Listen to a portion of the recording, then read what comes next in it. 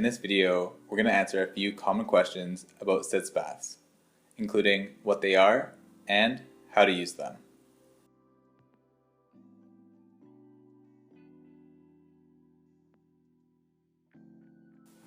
A sitz bath is a bath used to relieve pain in the bottom and genital area caused by hemorrhoids, anal fissures, rectal surgery, uterine cramps, prostate, or vaginal discomfort. Now, let's go over how to set up a toilet or commode sitz bath. For this example, we're using the Drive Medical sitz bath. The first thing you should do when receiving your sitz bath is lay out and inspect all of the pieces.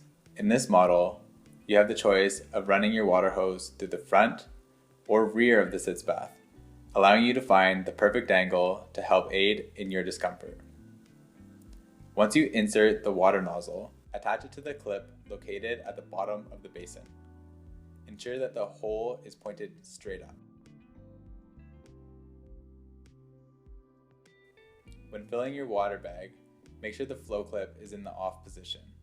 You can add salt, vinegar, or baking soda to the water if needed. Then, find your desired water temperature and fill the bag. You should use your sitz bath for about 15 to 20 minutes, or until the water cools off.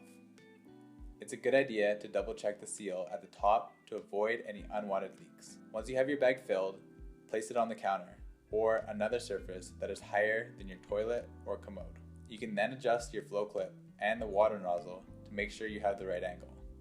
And that's it. You're ready to use your sitz bath. If you want to learn more about sitz baths or get one for yourself, check out our selection at halohealthcare.com. Let us know if you enjoyed this video by dropping a comment in the section below, and subscribe to our YouTube channel for more videos. Thanks for watching.